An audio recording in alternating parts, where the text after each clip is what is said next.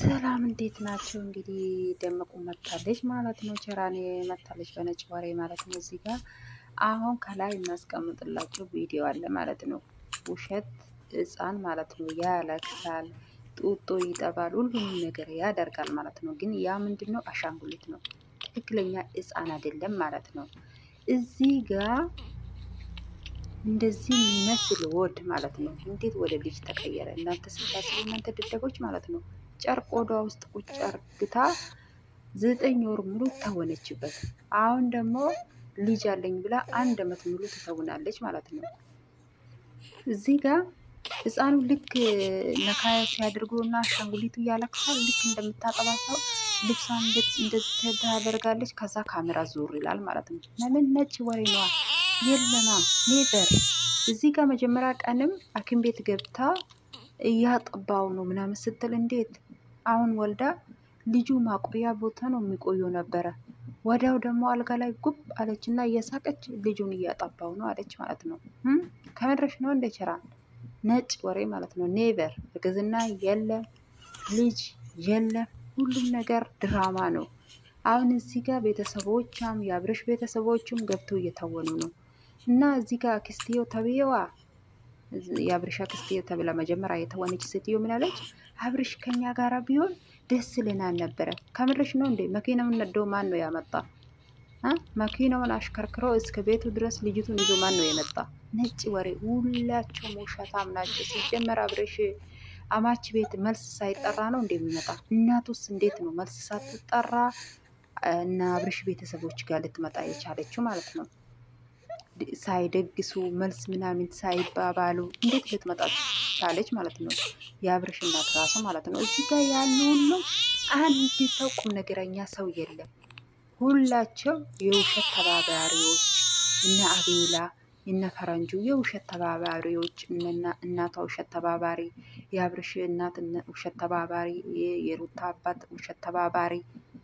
እንዲህ ሰው ስታዩ እንደ ከብት ነው እንደ የሚታያቸው። እንግዲህ በጎቹን ማስተማር ማለት ድንጋይ ማናገር ማለት ነው። ከበጎቹ ጋር ማውራት፣ በጎቹ ተመለሱ እየተወኑ ነው። እናንተ ላይ እየተጫወቱ ነው። መች ተጋቡ? መች በስርዓት ተጋቡ? እዚህ ጋር ሩታ ሽማግሌ እንኳን ሳትይዝ ነው ወደ ቤተሰቦቿ የሄደችው። ለምን? አብርሽ ጋር ኮንትራት ነበራት። ሸገር መጣች፣ ኮንትራትን ጨረሰች፣ ወደ ቤተሰቦቿ ሄደች። አሁንም ቤተሰቦቿ ጋር ገብታ እየታወነች ነው። ምንም ልጅ የለም። ነጭ ወሬ ነው። ወዳችሁም ጠላችሁም ተቀበሉ ማለት ነው። እኔ እኮ እርግጠኛ ስለመሆኑ ማወራ። ለምን? እዛ ያሉ ዩቱበሮቹ ይነግሩኛል። በቃ ድራማ ነው፣ እየተወነች ነው ይላሉ። ነጭ ወሬ ነው ይላሉ። እነዚህ እቺ ልጅ ደግሞ ምንም አንድ ታሪክ እንኳን እውነተኛ የላትም።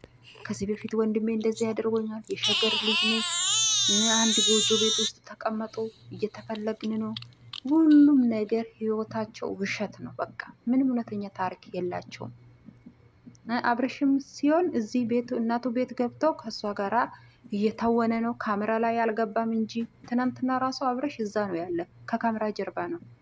ሁሉም ነገር ድራማ ነው። ግን እኔ ሳስበው እነዚህ እናቶች ትልልቅ ሰዎች ይሄን ውሸት ላይ ገብቶ ይሄንን ጨዋታውን መጫወታቸው ነው የሚገርመኝ። አያችሁ ብር ምን እንደሚያደርግ ማለት ነው።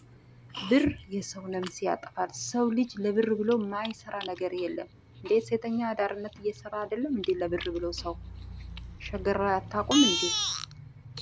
በቃ ኖርማል ነው። ውሸት ለነሱ ኖርማል ነው። ምንም ታሪክ የላቸውም። ሩታና አብርሽ ባልና ሚስትም አይደሉም። ጋብቻም የለም። ትዳር የሚባልም ነገር የለም። ሁሉም ነገር ነጭ ወሬ ነው። እንዴት ይሄ ጨርቁ ወደ ልጅ ተቀየረ? አሁን ማዘር ደግሞ ይዛ የመጣች ሲሆን ክብጋ ጨርቅ ነው። ውስጥ ስገቡ ደግሞ ትንሽ ጨርቅ አደረጉ። ሁሉም ነገር ቅንብር ነው፣ ጨዋታ ነው። በቃ ንቁ በጎች ብራችሁ ያዙ፣ አትበሉ። ብራችሁ ያዙ፣ ወደ ራሳችሁ ተመለሱ። እነሱ ከዩቱብ ያገኛሉ። እናንተ ላይ እየተጫወቱ ነው። እናንተ ላይ እየተወኑ ነው። ምንም እናንተ እኮ ከወዷ አይታችሁ ትነቃላችሁ ነበር። ባለፈማ ቲክቶክ ላይ ስትመጣ ካሜራ ላይ ገብታ ስላለ ከታች ሆኖ ስለሚቀዳት ማስተካከልም አትችልም። ጸጉሯን አምጥታ ሸፈነችው። በጎች ተመለሱ ወደ ራሳችሁ። ምንም ኔቨር መቼም ይሄ ውሸት ወደ እርግዝና አልተቀየረም። ይሄ ማለት ነው። ይሄ ወድ መቼም ልጅ ሆኖ ልጅ አይደለም ጨርቅ ነው በቃ። እሷ እውነተኛ ልጅ እርጉዝ ብትሆን ኖሮ 100 ጊዜ ሐኪም ቤት ትገባለች ነበረ። ወንድ ሆኑና ሴት መሆኑን ራሱ እንዴት አወቁ? እንዴት አወቁ? አብረሽ ነው እንደ ቪዲዮ የማይሰራ ሆዷ ላይ ካሜራ ጭኖ ሁልጊዜ ባዶ ሆዷ ሲያስመረምር አልነበረም እንዴ? እንኳን ልጅ ውስጥ ኖሮ ይገናል። እናንተ በጎች ከዚህ እንኳን ተማሩ። የዛሬ ደግሞ ጾታውን ልናይ እንሄዳለን ብለው ካሜራውን ወደ ላይ ድቅን አርግተው ቪዲዮውን ያቆማል ነበረ። በሁለተኛ ቀን ደግሞ ወንድ ነው ሴት ነው አውቀናል ብሎ ይመጣል ነበረ። 2 ቪዲዮ እንኳን ይሰራል ነበረ። እቺ ቢዝነስ አታልፎም ነበረ።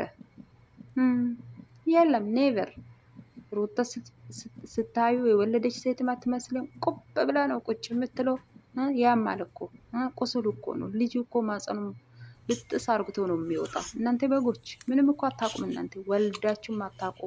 ቆማችሁ እየቀራችሁ ማለት ነው። ወደፊት ስትወልዱ ታውቃላችሁ ማለት ነው ልጅ እንዴት እንደሚያደርግ